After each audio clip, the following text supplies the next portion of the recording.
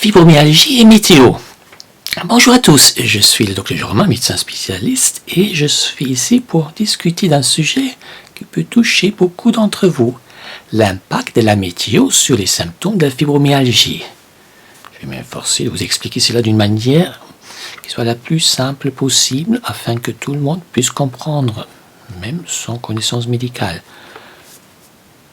Vous êtes-vous déjà demandé pourquoi vous vous sentez parfois différent lorsque le soleil brille et que d'autres jours vous vous sentez un peu plus abattu lorsque le ciel est couvert?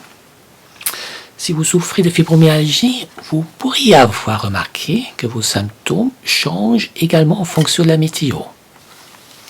Pour illustrer cela, prenons l'exemple de Véronique, une femme qui vit avec la fibromyalgie depuis 10 ans.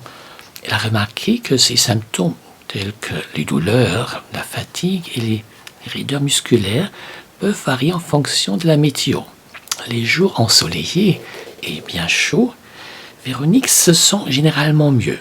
Sa douleur diminue, son énergie augmente et elle peut participer à des activités qu'elle aime, comme le jardinage par exemple. En revanche, les jours froids et humides, Véronique sent davantage de douleur et de raideur, et sa fatigue s'accentue. Ces jours-là, elle peut avoir du mal à accomplir des tâches simples et elle se sent souvent déprimée. Elle a appris à s'adapter à ces variations en utilisant des méthodes d'auto-soin. Par exemple, lorsque la météo provoque une augmentation de ses symptômes, elle se tourne vers la thérapie par la chaleur, comme un bain chaud, un coussin chauffant, pour soulager ses muscles endoloris.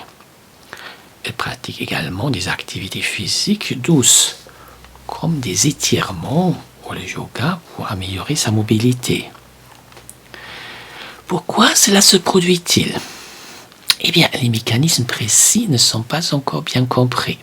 Cependant, il existe des théories. Par exemple, les changements météorologiques pourraient influencer les neurotransmetteurs, ces messagers chimiques du cerveau. C'est ce qui, à son tour, pourrait affecter la manière dont nous percevons la douleur et également notre humeur. De plus, la pression atmosphérique et l'humidité pourraient également influencer notre système nerveux et notre réponse immunitaire. C'est ce qui pourrait aggraver les symptômes de la fibromyalgie. Que pouvez-vous faire pour mieux gérer vos symptômes en fonction de la météo? Lors des jours ensoleillés, profitez du soleil pour augmenter vos niveaux en vitamine D.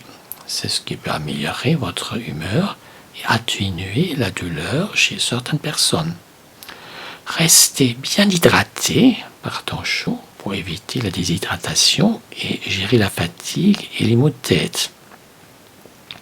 Lors des jours froids et humides, utilisez des méthodes comme la thérapie par la chaleur pour soulager les douleurs et les raideurs. Pratiquez des activités douces à l'intérieur comme le yoga ou les étirements pour gérer les symptômes les jours de mauvais temps. Soyez informés des prévisions météo pour vous préparer en conséquence et adapter vos activités en fonction des variations météorologiques. Pour en savoir plus sur la manière de mieux gérer la fibromyalgie en fonction de la météo, je vous encourage à consulter le site traitement-de-la-fibromyalgie.com. Vous y trouverez des conseils et des ressources pour mieux comprendre comment la météo peut influencer vos symptômes et comment vous pouvez vous adapter pour vivre au mieux malgré la fibromyalgie. Prenez soin de vous et n'hésitez pas à discuter de ces questions avec votre médecin. Merci de m'avoir écouté.